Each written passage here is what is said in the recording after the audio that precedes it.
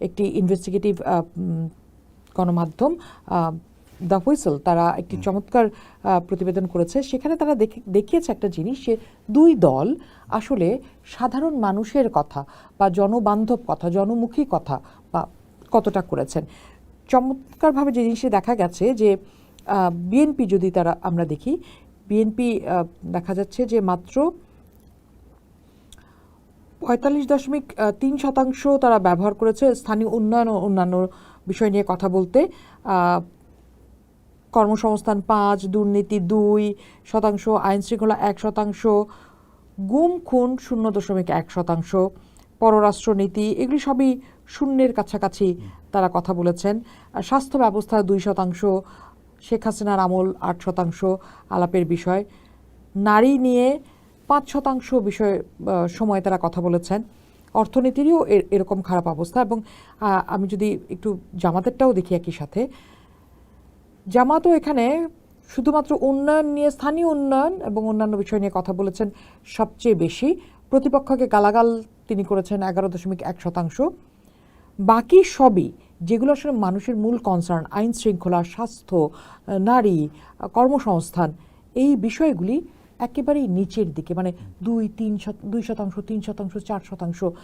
এই যে আমি যদি বলি যে এই ডাটার রিপোর্টটা আমাদের সামনে আসলে কোন চিত্রটা আনে, যে আমি তো আসলে ভোট কেন দিব, নির্বাচন কেন করব, আমি ভালো থাকার জন্য, কিন্তু সেখানে মানুষের আলাপই নেই, সব মোটা দাগের বড় বড় পরিকল্পনার কথা।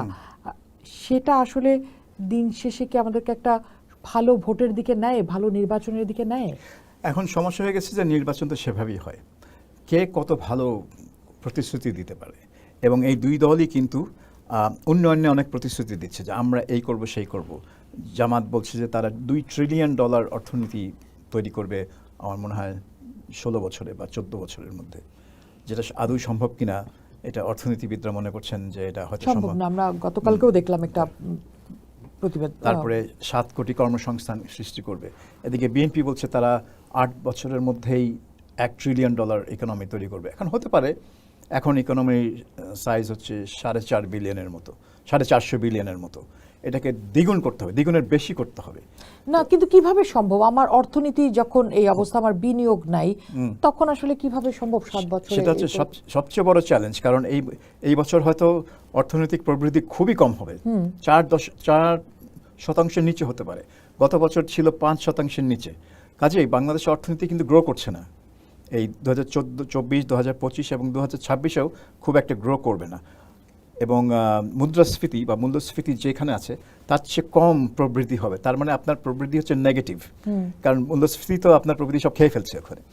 কাজেই যে সরকারি ক্ষমতা আসুক, তাকে বিনিয়োগ প্রচণ্ডভাবে বাড়াতে হবে, কর্মসংস্থান সৃষ্টি করতে হবে। তো কীভাবে করবে এটা কিন্তু যে নির্বাচিত হবে সে হয়তো মনে করবে আমি ক্ষমতা পেয়ে গেছি, কিন্তু তার হাতে যে কাজ আসছে সেটা কিন্তু খুবই জটিল এবং খুবই চ্যালেঞ্জিং। তো এটা এখন দেখতে হবে যে মানুষ কাদের উপর আস্থা রাখবে। এখানে কিন্তু মানুষ ভাববে যে অর্থনীতি যদি আমার জন্য সবচেয়ে গুরুত্বপূর্ণ হয়, কারণ সেটাই আমার কর্মসংস্থান দিবে, আমার বাজার মূল্য নিয়ন্ত্রণ রাখবে, আমার জীবনের মানটাকে উন্নত রাখবে, অর্থাৎ অ্যাটলিস্ট স্টেবল রাখবে। তাহলে কোন দল এই অর্থনীতিটা সবচেয়ে ভালো ম্যানেজ করবে? আপনার কাছে কি মনে হয়, এই যে ইশতেহার দেখলেন, কোন দলের ইশতেহার বা প্রতিশ্রুতি আপনার কাছে বাস্তবসম্মত মনে হয়েছে? এনসিপি, জামাত এবং বিএনপি। এনসিপির কথা বাদ দিলাম, মানে তারা যদি 11 জোটেই আছে। হ্যাঁ, বিএনপিটা আমার কাছে মনে হয় যে তারা কিছুটা বাস্তবটাকে মাথায় রেখে, বাস্তব মানে কি কতটুকু সম্ভব, কি সম্ভব না, সেগুলো মাথায় রেখে তাদের ইশতেহারটা তৈরি করেছে। এবং সেখানে যেসব তারা কার্ডের কথা বলছে, ফ্যামিলি কার্ড, এই কার্ডগুলো কিন্তু নতুন জিনিস না, এইগুলো কিন্তু চলে আসছে। স্মার্ট কার্ড ছিল আওয়ামী লীগের সময় পেনশন চালু হয়েছে, সার্বজনীন পেনশন। বিএনপি সেগুলোকে এগিয়ে নিয়ে যাবে। বিএনপি কিন্তু নতুন কিছু সেভাবে দিচ্ছে না। সো আমি বলবো যে বিএনপি ওভারলি অ্যাম্বিশাস হচ্ছে না, কিন্তু তারা মনে করছে যে তারা অর্থনীতিকে 8 বছরের মধ্যে ডাবল করা, সেটাও খুব কঠিন হবে, কারণ আপনার বিনিয়োগ নেই এই মুহূর্তে, মানে বিনিয়োগ একেবারে স্থবির হয়ে পড়ে আছে, দেশি এবং বিদেশি বিনিয়োগ। এবং দেশের ভেতরে কর্মসংস্থান নেই, দারিদ্র বাড়ছে। কাজেই সেইখানে আপনার এই $450 বিলিয়ন ইকোনমিকে আপনি $1 ট্রিলিয়নে নিয়ে যাবেন, এটা অত সহজ হবে না। কিন্তু তারপরেও জামাতের চেয়ে তাদের পরিকল্পনাটা অনেকটা বাস্তবসম্মত, এবং মানুষ যদি সেইভাবে চিন্তা করে যে বিএনপির হাতে অর্থনীতিটা নিরাপদ থাকবে, কারণ বিএনপি জানে অর্থনীতি কিভাবে চালাতে হয়, তারা আগে সরকারে ছিল এবং তাদের সরকারের সময় আমরা দেখেছি যে অর্থনীতি মোটামুটি ভালো ছিল, খুব স্পেকটাকুলার কিছু ছিল না, বিরাট অগ্রগতি হয়নি, বিরাট সাফল্য হয়নি, কিন্তু ধীরে ধীরে উন্নতি হয়েছে। তাহলে তারা হয়তো ভাববে যে তারা বিএনপিকে দেবে, কিন্তু বাংলাদেশের মানুষ সেই চিন্তা করে ভোট দেয় কি না, নাকি ভোট দেয় আবেগ থেকে, এবং আবেগের মধ্যে এখানে আমি একটা বাজে প্রশ্ন, কিন্তু বিএনপির ঘাড়ের উপর দুর্নীতি চাঁদাবাজির দাগও আছে। বাংলাদেশের মানুষ, আমরা যদি যেসব নির্বাচন হয়েছে সুষ্ঠু এবং নিরপেক্ষ, 4টি হয়েছে মাত্র 12টির মধ্যে, 12টি নির্বাচনের মধ্যে 4টিকে আমি গণ্য করি, সবাই তাই করছে। হ্যাঁ, তো ওই 4টিতে আমরা যেটা দেখলাম যে যারা ক্ষমতা ব্যবহার করে গেছে তাদেরকে প্রত্যাখ্যান করেছে জনগণ। 91 বিএনপিকে নির্বাচিত করলো জনগণ। কেন? কারণ বিএনপি এরশাদ শাহীর বিরুদ্ধে সবচেয়ে সোচ্চার প্রতিবাদকারী ছিল। 96 জুন মাসে সেই জনগণই বিএনপিকে প্রত্যাখ্যান করলো। 2001 সালে ওই একই জনগণ আবার আওয়ামী লীগকে প্রত্যাখ্যান করলো, এবং 2008 সালে এসে আওয়ামী লীগের বিরাট বিজয় হলো। কাজেই এখন আওয়ামী লীগ নেই, কিন্তু বিএনপিকে তারা ক্ষমতার কথা হয়তো মনে করতে পারে। অনেকে বলছে যে আমরা বিএনপিকে দেখেছি, জামাতকে দেখিনি, কিন্তু সেটা ভুল। জামাতকে তারা দেখেছে। জামাত তো 2001 সালে ছিল সরকারের অংশ। সো 2001 থেকে 6 সালে যা হয়েছে সেটার অংশীদার বিএনপি, আর বিএনপিকে তো জামাত, আর জামাতকে তো আমরা আরো ভালোভাবে দেখেছি 1971 সালে। তারা তো সরকারের মূল চালিকা শক্তি ছিল এই গভর্নর মালিকের সরকারের, জামাত ইসলামী। সো তারা ক্ষমতায় গিয়ে কি করতে পারে তারা সেটা আমাদের জানা আছে, এবং ক্ষমতায় যাওয়ার জন্য কি কি করতে পারে। সো তাদের তো ইচ্ছা ছিলই ক্ষমতায় যাওয়ার। আমি একটু নিশ্চয়ই সেক্ষেত্রে আপনি চা খেতে খেতে আমি একটু প্রশ্নটা আরেকবার চালিয়ে নিই। সেটা হচ্ছে যে এবার আমরা যদি দেখি যে মানুষ আসলে বেছে নিচ্ছে বিএনপিকে, ধরে নিলাম বিএনপিকে, সেক্ষেত্রে জামাত কতটা শক্ত বিরোধী দল হতে পারবে? অনেকেই বলছেন যে খুব শক্ত, আবার বলছেন যে যেহেতু আওয়ামী লীগ নাই সেক্ষেত্রে খুব দুর্বল বিরোধী দল পেতে যাচ্ছে আগামী সংসদ। জামাত বিরোধী দল হতে চায় না, কারণ আপনি দেখেন ডাক্তার শফিকুর রহমান কিন্তু ইতিমধ্যেই তারেক রহমানের সাথে দেখা করে তাকে বলেছেন যে আমরা আবার নির্বাচনের পর আমরা মিলেমিশে কাজ করি, এবং বলেছেন যে নির্বাচনের পর সরকার গঠনের আগেই তিনি বসতে চান। অর্থাৎ ফলাফল যাই হোক না কেন তিনি একসাথে থাকতে চান। কারণ বিরোধী দল হলে জামাতের একটু সমস্যা হবে আমার মনে হয়, কারণ জামাতের অনেক সমস্যা, এই সমস্যাগুলো কিন্তু চলে যায়নি। 71 নিয়ে যে সমস্যা, তার যে ধর্মভিত্তিক রাজনীতি নিয়ে যে সমস্যা, সেগুলো কিন্তু চলে যায়নি। সে যতই নিজেকে ভিন্নভাবে দেখানোর চেষ্টা করুক না কেন, সেই দুর্বলতা তার রয়ে গেছে। সেখানে তার শক্ত বিরোধী দল হিসেবে কাজ করা কতটা সহজ হবে সেটা নিয়ে আমার সন্দেহ আছে। তো জামাত চাইবে অন্য কারোর সাথে কাজ করতে, কারণ এটা তার প্রোটেকশন। বিএনপির সাথে থাকলে ওটা হবে, বিএনপি হবে তার প্রোটেকশন, কিন্তু তখন বিরোধী দল বলে কিছু থাকবে না সংসদে। আচ্ছা, এই যে আমি সেদিন মাহফুজ আলমের একটা লেখা পড়ছিলাম, উনি বলছেন যে আমরা 55 বছরের মধ্যে খুব অল্প সময় আসলে শক্ত বিরোধী দল পেয়েছি, এবং শক্ত বিরোধী দল একটা সংসদে না থাকা একটা সংসদীয় সিস্টেমের জন্য সবচেয়ে বড় ফেইলিয়ার। সেক্ষেত্রে আমরা তো এই চর্চা তৈরি করতে পারলাম না, মানে বিরোধী দলের শক্ত বিরোধী দল থাকাটা। এবার তাহলে যদি এই ইকুয়েশন হয়, তাহলে আবারও আমরা কি আওয়ামী লীগ আমলে যেটা দেখেছি যে দুর্বল জাতীয় পার্টির বিরোধী দল আবার মিলেমিশে কাজ করেছে জাতীয় পার্টি, এবারও কি আসলে তাই হবে? আপনার তাই প্রেডিকশন? না, আমার সেটা প্রেডিকশন না। আচ্ছা, বাংলাদেশের সবচেয়ে মজার ব্যাপার হচ্ছে যে বাংলাদেশের সবচেয়ে কার্যকরী বিরোধী দল হচ্ছে আওয়ামী লীগ। আওয়ামী লীগ যখন বিরোধী দল থাকে সরকার কিন্তু তটস্থ থাকে, কিন্তু বিএনপি যখন বিরোধী দল থাকে, আওয়ামী লীগ যখন সরকারে থাকে, তখন কিন্তু আওয়ামী লীগ অত ভয় থাকে না। সো আওয়ামী লীগ কিন্তু বিরোধী দল হিসেবে সবচেয়ে কার্যকরী, এবং আওয়ামী লীগের এখন জীবনে ক্ষমতা আসা উচিত না, তাদের সবসময় বিরোধী দল থাকা উচিত, কারণ তারা সরকারকে লাইনে রাখতে পারে, কিন্তু ক্ষমতায় গেলে তাদের মাথা খারাপ হয়ে যায়, যেটা আমরা দেখলাম আর কি। সো কিন্তু জামাতের বেলায় আমরা জানি না জামাত বিরোধী দল হিসেবে কিভাবে কাজ করবে। সেটা বলা যায় যে আমরা আওয়ামী লীগকে দেখেছি বিরোধী দলে, বিএনপিকে দেখেছি বিরোধী দলে, জামাতকে দেখিনি। আসলে জামাতকে কখনো বিরোধী দলে দেখা যায়, খুবই চমৎকার। তাহলে এইবার দেখা যাক জামাতকে বিরোধী দল, মানে সরকারি বিরোধী দল আর কি, ডাক্তার শফিক রহমান বিরোধী দলীয় নেতা হোক, দেখি উনি মানে কিভাবে সরকারকে লাইনে রাখতে পারেন, জবাবদিহি সরকারকে করতে প্রশ্নের পারেন, মুখে রাখতে পারেন, প্রশ্নের মুখে রাখতে পারেন। ক্ষমতাকে প্রশ্নের মুখে রাখতে পারাটাও একটা বড় কাজ।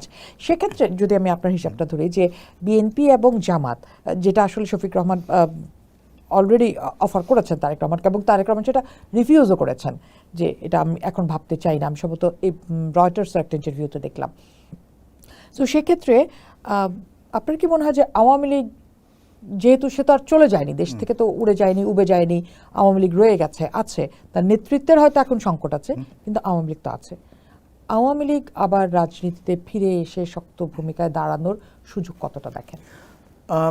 এখন তো পরিকল্পনা হচ্ছে যে আন্তর্জাতিক অপরাধ ট্রাইব্যুনালে আওয়ামী লীগকে দল হিসেবে বিচার করা। যত মানবতা বিরোধী অপরাধ হয়েছে সবগুলো যেন আওয়ামী লীগকে দল হিসেবে দায়ী করে বিচার করে দোষী সাব্যস্ত করে তাকে আদালত দ্বারা নিষিদ্ধ করা।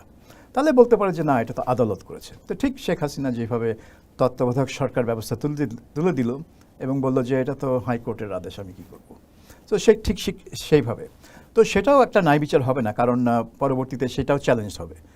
কিন্তু সেটা যদি না হয়, আমার মতে যে ক্ষমতায় আসুক তার এই আওয়ামী লীগ ইস্যুটা রিজলভ করতে হবে, একটা ফয়সলা করতে হবে। কারণ আওয়ামী লীগকে আপনি ওই মানে নিষিদ্ধ রেখে আর কতদিন যাবেন? কারণ আওয়ামী লীগকে আপনি নিষিদ্ধ রেখে বেশি দিন যেতে পারবেন না। আওয়ামী লীগ যদি নিষিদ্ধ থাকে তাহলে আওয়ামী লীগের যে নেতাকর্মী, এখন তারা ছত্রভঙ্গ আছে, এখন তাদের মনোবল খুব দুর্বল, তাদের নেতৃত্ব সেভাবে কর্মীদের সাথে কাজ করতে পারছে না। কিন্তু ভবিষ্যতে যে এটা এরকম থাকবে তা তো আপনি গ্যারান্টি দিতে পারছেন না। আওয়ামী লীগকে আপনি নিশ্চিহ্ন করে দিতে পারছেন না, এবং নির্বাহী আদেশ দিয়েও পারবেন না, কোর্ট অর্ডার দিয়েও আপনি পারবেন না। তাহলে তাদের সাথে একটা দফা করতে হবে যে তারা কিভাবে ফিরতে পারে। এমনও হতে পারে যে পরবর্তী সরকার বলতে পারে যে দেখো ভাই, 2024 সালের এই যে আন্দোলনের সময় যে দমন নীতি, সেটার সাথে যারা জড়িত ছিল, সেই শেখ হাসিনা হোক আর যে হোক, যারা জড়িত ছিল তাদের সবাইকে রাজনীতি থেকে অবসর নিতে হবে। তারপরে তুমি নতুন নেতৃত্ব গঠন করে রাজনীতিতে প্রবেশ করতে পারবা। এরকম কিছু একটা প্রস্তাব, একটা কিছু মানে আলোচনা করতে হলে তো একটা প্রস্তাব নিয়ে যেতে হবে যে এই হলো আমার প্রস্তাব, আওয়ামী লীগ অন্যদিকে আসবে অন্য প্রস্তাব নিয়ে। এখন এই যে নেগোসিয়েশন, এটা আগামী সরকার আওয়ামী লীগের সাথে করতে চাইবে, নাকি বলবে যে না, তারা একটা নিপীড়ক দল, তারা অপরাধ করেছে, তাদের সব বিচার হবে, দলেরও বিচার হবে। তো এই নীতিতে যদি তারা স্টিক করে যে দলের বিচার হবে, সেটা তারা করতে পারে, এবং আন্তর্জাতিক অপরাধ ট্রাইব্যুনালে তাদের বিচার হতেই পারে, এবং তাদের আওয়ামী লীগের বিরুদ্ধে রায় হতেই পারে, সবই হতে পারে। কিন্তু এটার মানে পরিণতি কি হবে সেটা আমি জানি না। আমি এই জায়গাটাতে আসতে চাইছিলাম যে সবই হতে পারে। এই যে আমরা বিদ্বেষের রাজনীতি করব না, আমরা ঘৃণার রাজনীতি করব না, আমরা রাজনীতিটাকে আমূল বদলে ফেলবো, এই প্রতিশ্রুতি তো আসলে এই রাজনীতিবিদরাই করেছেন, যারা এই মুহূর্তে নানা রকম শাস্তি দিতে চাচ্ছেন বা আমরা দেখছি। আপনার কাছে কি মনে হয় রাজনীতির পরিবর্তন আসলে কতটা হয়েছে, রাজনৈতিক সংস্কৃতির পরিবর্তন আসলে কতটা হয়েছে? গত 1.5 বছরে শূন্য, একেবারেই শূন্য। আমি তো রাজনৈতিক সংস্কৃতিতে কোনো পরিবর্তন দেখি না। কারণ বাংলাদেশের রাজনৈতিক সংস্কৃতির সবচেয়ে বড় না হলেও সবচেয়ে বড় মানে দিকগুলোর মধ্যে একটি হচ্ছে প্রতিহিংসা পরায়ণতা, যে প্রতিশোধ নেওয়ার যে প্রবণতা। যেই সরকারি ক্ষমতা আসে সেই তার প্রতিপক্ষের বিরুদ্ধে মামলা করে তাকে নানাভাবে তটস্থ রেখে এবং তাকে হয়রানি করে প্রতিশোধ নেয়। আবার সে যখন ক্ষমতা থেকে যায়, অন্য দল ক্ষমতা আসে, সে একই কাজ করে। তো এখন এই গত 1.5 বছর আমরা দেখলাম যে ন্যায় বিচারের নামে আওয়ামী লীগের নেতাকর্মীদের বিরুদ্ধে যেটা করা হয়েছে সেটা অনেকাংশে জাস্ট প্রতিশোধমূলক ব্যবস্থা। অনেকে জেলে আছেন 1 বছরের বেশি সময় ধরে, ভুয়া মামলায় কোনো বিচার হচ্ছে না। তাহলে মামলাগুলো যদি সত্য হয়, যদি তার বিরুদ্ধে প্রমাণ থাকে, তাহলে বিচার হচ্ছে না কেন? অনেক ক্ষেত্রে দেখা যাচ্ছে, হয়তো বেশিরভাগ বিচার শুরু হচ্ছে না কেন? বেশিরভাগ ক্ষেত্রে তদন্তই শেষ হয়নি। তদন্ত শুরু হয়েছে কয়টায় আমি জানি না, মানে কয়টায়। কিছুদিন আগে, কয়েক সপ্তাহ আগে ডেইলি স্টারের একটা রিপোর্টে দেখলাম যে মাত্র 8টি মামলার তদন্ত শেষ হয়েছে। 8 মামলা হয়েছে, শত 2000 না কত মামলা হয়েছে, তার মধ্যে মাত্র 8টির তদন্ত শেষ হয়েছে। চার্জশিটও গঠন করা হয়নি। তো আপনি এটা কি করছেন? এটা যদি প্রতিহিংসা পরায়ণতা না হয়, এটা যদি নিপীড়নমূলক ব্যবস্থা না হয়, এটা যদি ক্ষমতার অপব্যবহার এবং আইন ব্যবস্থার অপব্যবহার না হয়, তাহলে কোনটা? অবশ্যই এটা মানে আইনের অপব্যবহার, এবং এটা হচ্ছে আপনার প্রতিপক্ষকে দমন করার জন্য আইনের অপব্যবহার। তো তাহলে এইটাই যদি আপনি করবেন, তাহলে আপনি কিসের নতুন বন্দোবস্ত? আপনি তো সেই পুরোনো স্টাইলেই চলতে চান, এবং কিছু বললেই বলবেন যে আওয়ামী লীগ আমলাতে চেয়ে বেশি হয়েছিল। তাহলে আপনি সেই ধারাই মানে মেনটেন করতে চান। তাহলে মানে আপনার 15 বছর হচ্ছে তারা আগের 5 বছরের কথা বলেছে, তা এখন এসে এই 15 বছরের কথা বলতে তো আরো 30 বছর আর লাগবে। আর অনেক সময় ধরে এই দমন নিপীড়ন চলবে। তাহলে একেবারে। আপনার রাজনৈতিক সংস্কৃতি বদলাবে কি করে? কিন্তু একটু পরিবর্তন হয়েছে, যেমন নির্বাচনের আগে সবসময় আমরা দেখি যে নির্বাচন নিয়ে ষড়যন্ত্র হচ্ছে, নির্বাচন নিয়ে ষড়যন্ত্র হচ্ছে, সব এতেই দেখি। কিন্তু গতকাল জনাব মির্জা ফখরুল ইসলাম আলমগীর একটা গণমাধ্যমকে ইন্টারভিউতে, সম্ভবত প্রথম আলোকে ইন্টারভিউতে বলেছেন যে আমি কোনো ষড়যন্ত্র হবে বলে হচ্ছে বলে আমি মনে করি না, উইচ ইজ ভেরি সিগনিফিক্যান্ট, যে একটা দলের দ্বিতীয় প্রধান আসলে এই কথাটি বলছেন। তো সেটা ধরেও কি আপনার মনে হয় না যে একটু বোধহয় পরিবর্তন হয়েছে, ষড়যন্ত্রের আলাপ নির্বাচনের আগের দিন নেই? না, কারণ সেই একই দিনে জামায়াতে ইসলামের গোলাম পারওয়ারের ইন্টারভিউ ছিল, সেখানে কিন্তু তিনি ওয়ার্নিং দিচ্ছেন যে তারা জানতে পারছেন যে একটা ইঞ্জিনিয়ারিংয়ের ষড়যন্ত্রের কথা শোনা যাচ্ছে। তিনি ডিরেক্টলি বলছেন না যে ইঞ্জিনিয়ারিং হচ্ছে বা হবে, কিন্তু এটা শোনা যাচ্ছে বলে তিনি একটা ওয়ার্নিং দিচ্ছেন। তার মানে হচ্ছে কি, বাংলাদেশে সবসময় কিন্তু এটা হয়, যখন নির্বাচনের দিন ঘনিয়ে আসে বা নির্বাচনের দিন, যেই দল প্রথম কারচুপির কথা বলবে আপনি জানবেন তারা হেরে গেছে। সেই জন্য তারা আগে ভাগে কারচুপির কথা বলা শুরু করে। আর যেই দল বলতে থাকে যে না সব কিছু ঠিকঠাক আছে, পারফেক্ট, এর চেয়ে ভালো নির্বাচন হয় না, তার মানে তারা জানে তারা জিতে গেছে। তো মির্জা ফখরুলের কথা শুনে মনে হচ্ছে তিনি কনফিডেন্ট তারা জিততে যাচ্ছে। আর পারওয়ার সাহেবের কথা শুনে মনে হলো যে তারা মনে করছে যে নির্বাচনটা একটু shaky। তাদের হাতের বাইরে চলে যাচ্ছে। তো কাজেই আগে ভাগে তিনি একটা এক্সকিউজ ইঞ্জিনিয়ারিংয়ের কথা বলছেন। সো এইটা হচ্ছে পুরনো বন্দোবস্তের কথাবার্তা। আগেও পুরনো শুনেছি, বস্তু আমরা আরেকটু দেখলাম যে আগেও শুনেছি এইসব কথাবার্তা। 2001 সালে সন্ধ্যে 7টার সময় বিবিসি বাংলায় কায়সার চৌধুরী আওয়ামী লীগ নেতা এবং নজরুল ইসলাম খান বিএনপি নেতা স্টুডিওতে ছিলেন। প্রেজেন্টার জিজ্ঞেস করলেন নির্বাচন কেমন হয়েছে। কায়সার চৌধুরী শুরু করলেন, ভাই কি বলবো, এত কারচুপি আর কখনো দেখিনি। তখন আমি বুঝলাম গেছে শেষ। আর নজরুল ইসলাম খান বললেন যে না, কোথায় কারচুপি, সবই ভালো হয়েছে বলে আমার মনে হয়। সো ওইগুলো ছিল নির্বাচনের সন্ধ্যাবেলায়, মানে ভোট শেষ হওয়ার পর। আর মির্জা ফখরুল আর পারওয়ার সাহেব এই ধরনের কথাই বলছেন আগের দিন। একেবারে। So, আমার কোনো পরিবর্তন নাই এটা। আর আমার কাছে মনে হচ্ছিল যে আচ্ছা ঠিক আছে, একটু বোধহয় ভালো চর্চা হলো, যদিও এর কিছুক্ষণ পরেই আমরা আবার একদিন পরেই আমরা দেখলাম যে সেই টাকার খেলা, মানে আজকে এখন পর্যন্ত আমি জানি যে বিভিন্ন জায়গায় প্রায় লক্ষ লক্ষ কোটির কাছাকাছি টাকা অনেকেই ধরা পড়ছেন। তার মানে খুব বড় পরিবর্তন আসলে হলোই না। সেই কালো টাকার খেলা, সেই অস্ত্র, এই জিনিসগুলো থেকেই গেল নির্বাচনে। তো সেক্ষেত্রে আপনার কাছে আরেকটা প্রশ্ন, সেটা হচ্ছে যে, যদি আমি জানি যে এটার উত্তর আপনি ঠিকঠাক দিবেন না আমাকে, সেটা হচ্ছে যে আগামীকাল কতটা ইঞ্জিনিয়ারিং এর আশঙ্কা করেন এবং কি কি ধরনের ইঞ্জিনিয়ারিং হতে পারে? একটা কথা অনেকেই বলেন যে নির্বাচনের আগের রাতে যেই দলের লোকজন ধরা পড়বে বা যেই দলের লোকজনদেরকে ধরা হবে সেই দল অবস্থা খারাপ। তো এইবার দেখা যাচ্ছে যে নির্বাচনের আগের রাতে জামায়াতে ইসলামীর লোকজনকে গ্রেফতার করা হচ্ছে এবং তাদের কাছ থেকে অঢেল টাকা পাওয়া যাচ্ছে। তো তার মানে কি এই যে জামায়াতে ইসলামীর ঘন্টা বেজে গেছে এবং এই ধরপাকড় কি সেটারই লক্ষণ? যদি সেটা হয় তাহলে তো ধরে নিতে হবে যে এই ধরপাকড় একটা ইঞ্জিনিয়ারিংয়ের অংশ, এক নম্বর।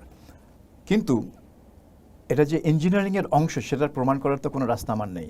আমি খালি একটা ধারণার থেকে বলছি যে এরকম নাকি একটা ট্রেন্ড, অঙ্ক মিলাতে পারি, বাংলাদেশে নাকি এরকম একটা ট্রেন্ড আছে।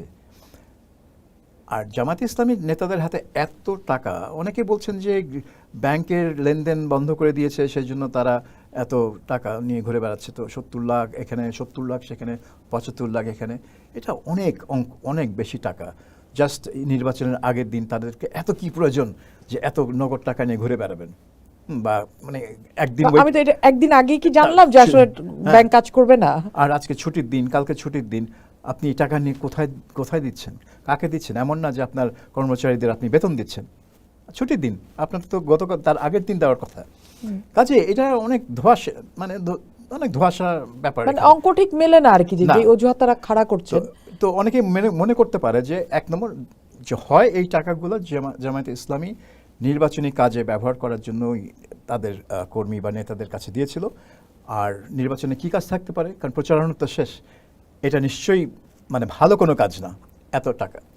আর দুই হতে পারে যে জামায়াতুল ইসলামের কর্মীদের মধ্যে একটা আতঙ্ক সৃষ্টি করার জন্য এই গ্রেফতারগুলো করা হচ্ছে। এখন কোনটা সত্য সেটা বলার অবস্থা আমি নাই। আচ্ছা। আর ইঞ্জিনিয়ারিং তো নানা রকম হতে পারে, কিন্তু ইঞ্জিনিয়ারিং করে একটা ইলেকশনকে পাল্টে দেওয়া, এটা একেবারে রিটার্নিং অফিসার যদি ইনভলভ না থাকে তাহলে সম্ভব না। রিটার্নিং অফিসার পারে, আর পারে হচ্ছে পুলিশ এবং কিছু কর্মকর্তা, সেটা হচ্ছে রাতের ভোট 2018 সালে যেটা হয়েছিল। তখন সেখানে তো রিটার্নিং অফিসার ইনভলভ ছিল না, ইনভলভ ছিল স্থানীয় পুলিশ এবং কিছু কিছু কর্মকর্তা যারা আর কি ওই প্রশাসনিক কর্মকর্তা যারা সেল মেরে মেরে বাক্স ভরে ভরে রেডি করেছে। না, কিন্তু এবার তো সেই ইকুয়েশনে গল্প পাওয়াই যাচ্ছে যে রিটার্নিং কর্মকর্তা যারা হয়েছেন বা যে সমস্ত জেলায় যে ডিসিরা আছেন তারা একটি দলের আসলে বলা যেতে পারে সেই মতানুসারী নিয়োগ দেওয়া হয়েছে।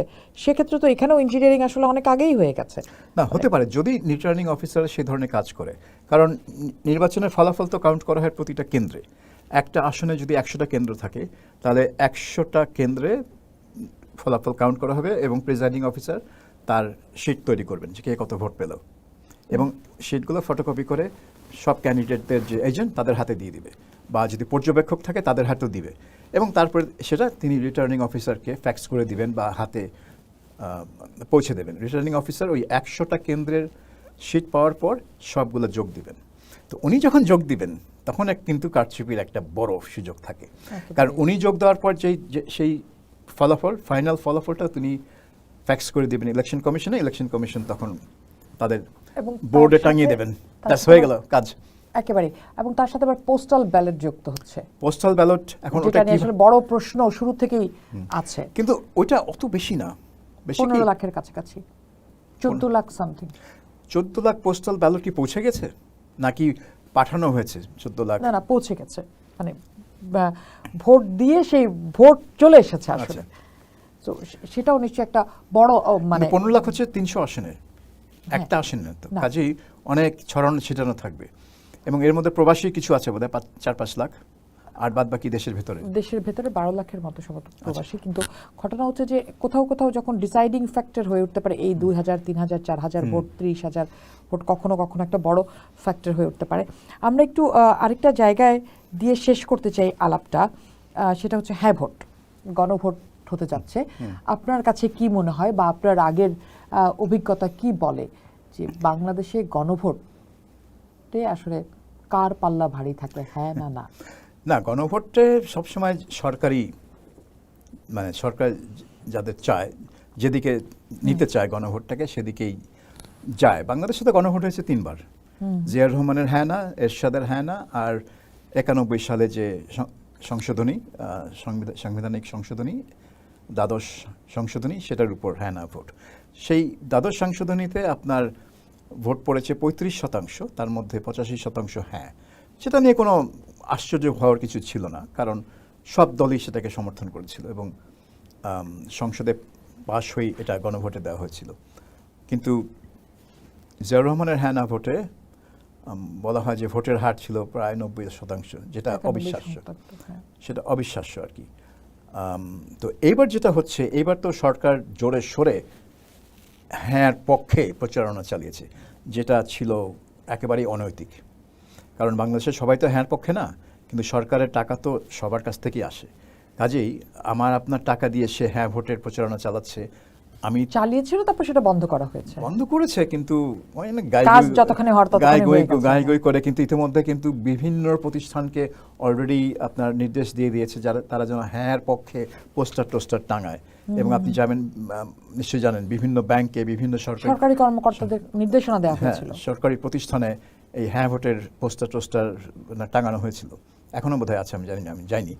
তবে এটা থেকে বোঝা যায় যে সরকার এটাকে যেমন করে হোক হ্যাঁকে জয়যুক্ত করার জন্য চেষ্টা চালাবে। তো সেখানে তারা কারচুপির আশ্রয় নেবে কিনা তা আমি জানি না, কিন্তু তারা যেইভাবে আটঘাট বেঁধে হ্যাঁর পক্ষে নেমেছে, কারচুপির দিকে গেলে আমি একদমই আশ্চর্য হব না। কারণ এই সরকারের জন্য এই রেফারেন্ডাম, এই গণভোট, জুলাই সনদ পাশ হওয়া একদম জরুরি, একেবারে জরুরি। কারণ হচ্ছে যে এই জুলাই সনদ আপনার এই সরকার যত কিছু কথা বলে সব কিছু এর মধ্যে আছে। আপনার জামাতে ইসলামী এনসিপি তো এক ধরনের সরকারি দল, সরকারি দল না হয়েও সরকারি দল। জামাতে ইসলামী এনসিপি কিন্তু বরাবরই এই জুলাই সনদটাকে মানে নির্বাচনের আগে জুলাই সনদের উপর গণভোট করে এটাকে সংবিধানের অংশ করার জন্য দাবি জানাচ্ছিল। কারণ এখানে অনেক কিছু লেখা আছে, শুধু সংস্কারের ব্যাপার না, সংস্কারের বাইরেও সংবিধানে অনেক ধারা চেঞ্জ করার কথা লেখা আছে। এবং এখানে ওই 2024 সালের গণ অভ্যুত্থানকে একটা সাংবিধানিক স্বীকৃতি দেওয়ার কথা বলা আছে।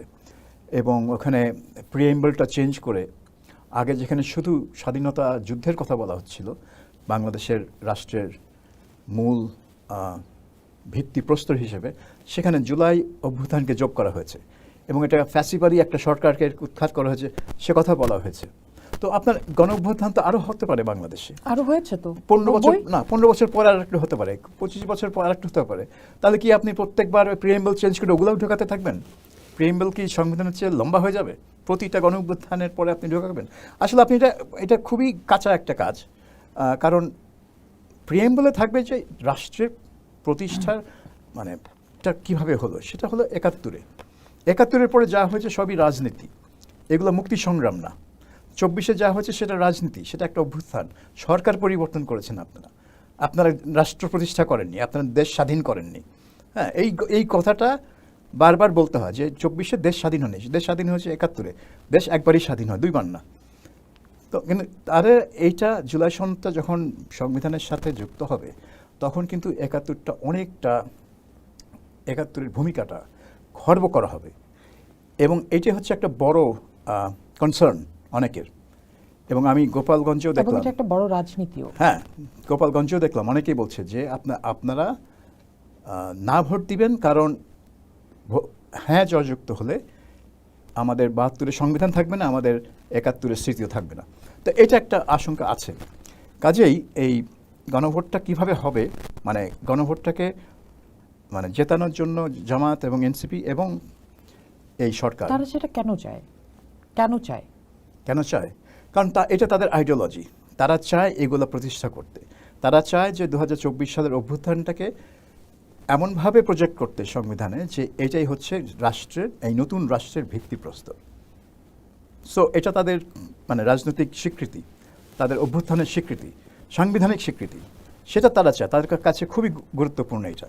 সেই জন্য জামাত এবং এনসিপি এটার প্রথমে এই রেফারেন্ডামটা চাচ্ছিল, পরে বিএনপির চাপে সরকার দুটো একসাথে করছে, নির্বাচন এবং রেফারেন্ডাম। এবং আপনি দেখবেন সরকার নির্বাচন নিয়ে যত না প্রচারণা চালিয়েছে তার চেয়ে বেশি প্রচারণা চালিয়েছে রেফারেন্ডাম নিয়ে। তার কাছেও কিন্তু রেফারেন্ডামটা আরও বেশি গুরুত্বপূর্ণ। কিন্তু এই তর্কটাও তো একই সাথে আছে যে নানা সংস্কারের কথা যেটা বলে এসেছিল এই ইন্টারিম গভর্নমেন্ট এতদিন ধরে, সেই সংস্কারটা তো আমার জরুরি। সেই সংস্কারটার জন্য তো আসলে এই হ্যাঁ ভোটটাও জরুরি। এবং যে রাজনৈতিক দলগুলোর উপর ভরসা মানুষ রাখতে পারে না, তাদের হাতে কি এই সংস্কার না করেই সব কিছু আবার ছেড়ে দেওয়া হবে? দেখেন, সব সংস্কারের জন্য আপনার সংবিধান চেঞ্জও করতে হয় না, গণভোটের দরকার হয় না। যেমন ধরুন এই যে গণভোট হচ্ছে, সেখানে কিন্তু যেসব ধারা চেঞ্জ হবে সংবিধানে, তার মধ্যে একটা আছে কি, কুমিল্লা আর দুটো নতুন বিভাগ হবে। তো এটার জন্য কি একটা সংবিধান সংস্কার করতে হয়, সংশোধন করতে হয়? অবশ্যই না। আগে বিভাগ তৈরি হয়নি? অবশ্যই তৈরি হয়েছে। ফরিদপুর এবং কুমিল্লা সম্ভবত অনেক বিভাগ তৈরি হয়েছে, রংপুর বিভাগ তৈরি হয়েছে, ময়মনসিংহ বিভাগ না তৈরি হয়েছে। কাজেই এটা একটা ফালতু জিনিস। হ্যাঁ, এবং এরকম অনেক কিছু আছে যেগুলো আপনার নির্বাহী আদেশ দিয়ে যেই সংস্কারগুলো করা যায়। আর কিছু কিছু আছে যেগুলো সাংবিধানিক সংস্কার, যেরকম আপনার তত্ত্বাবধায়ক সরকারকে ফিরিয়ে আনা, তারপরে প্রেসিডেন্টের ক্ষমতা বৃদ্ধি করা, তারপরে প্রধানমন্ত্রীর মেয়াদ 10 বছরের সীমিত করে দেওয়া, তারপর উচ্চকক্ষ স্থাপন করা, সেগুলা আপনার অবশ্যই সাংবিধানিক সংস্কার প্রয়োজন। কিন্তু প্রশ্ন হচ্ছে যে আপনি কি এটা গণভোট দিয়ে করবেন কিনা। কারণ বাংলাদেশের সংবিধানে এখন যেটা আছে যে সকল সাংবিধানিক সংস্কার জন্য আপনার পার্লামেন্টে ডিবেট হবে, পার্লামেন্টে এটা উত্থাপিত হবে, পার্লামেন্টে ডিবেট হবে, এখন পার্লামেন্টে 2/3 ভোটের মাধ্যমে পাশ হবে। এটাই বর্তমান সংবিধান। তো আপনি বর্তমান সংবিধানের অনুযায়ী সেটা করেন না কেন? আপনার কমিশন গঠন করেছেন, কমিশন তার প্রস্তাব দিয়েছে, পার্লামেন্ট ইলেক্ট করেন, পার্লামেন্টকে আপনি প্রস্তাবগুলো দেন, তারপরে পার্লামেন্টের সদস্যরা যারা জনগণের ভোটে নির্বাচিত, তারাই ডিসাইড করুক কোন সংস্কার তারা গ্রহণ করতে পারবে, কোন সংস্কার তারা পারবে না। কিন্তু যেগুলো তারা পারবে না তার মানে না সেগুলো গায়েব হয়ে গেল, সেগুলো হয়তো নেক্সট পার্লামেন্ট টেক আপ করতে পারে। সংস্কার তো আজকেই করতে হবে তেমন কোনো কথা নেই। সংস্কার তো প্রতিটা সরকারই করে, কোনো না কোনোভাবে কোনো না কোনো জায়গায় সংস্কার করে, তারা নিজেদের কাজের জন্যই করতে হয়। তো সংস্কার তো একটা চলমান প্রক্রিয়া, এটা তো কোনো ডেস্টিনেশন না যে আপনি পৌঁছে গেলেন, আচ্ছা পৌঁছে গেছি কিন্তু সংস্কার। ওই যে আমরা বিশ্বাস রাখতে পারি না যে আসলে এরা করবে কিনা, আসলে এই পরিবর্তন আনবে এরা কিনা। কারা? এরা হচ্ছে জনগণের প্রতিনিধি। You are talking about elected representatives. এরাই হচ্ছে জনগণের প্রতিনিধি। যেই সংস্কার কমিশনগুলো ইউনূস সাহেব করেছেন, এরা তো জনগণের প্রতিনিধি না। এদেরকে কে চুজ করেছে? ইউনূস সাহেব। ইউনূস সাহেবের অ্যাপয়েন্টেড, আপনি ডক্টর আলী রিয়াজ বলুন আর যাই বলুন, তারা তো নির্বাচিত প্রতিনিধি না। কিন্তু সংসদে যারা আসবে তারা জনগণের নির্বাচিত প্রতিনিধি। এইসব কাজ তো তাদেরই করার কথা, এই মানে এদের করার কথা না। হ্যাঁ, এরা আইডিয়া নিয়ে আসতে পারে, একটা কমিশন 3 মাস কাজ করে একটা রিপোর্ট দেবে যে এই সংস্কার করা জরুরি বিকজ অফ এই রিজন, এবং এইভাবে করা যায়। তারপরে সংসদ এটা বিবেচনা করবে। এটাই আমার বিশ্বাস যে সংসদীয় গণতন্ত্র যদি আমি চিন্তা করি তাহলে এটা এভাবেই হওয়া উচিত। যদি না হয় তাহলে এটা সংসদীয় গণতন্ত্র, এটা কি? এটা খিচুড়ি। পোস্ট দেখুন, ভাবুন, করুন, পোস্টের সাথেই থাকুন।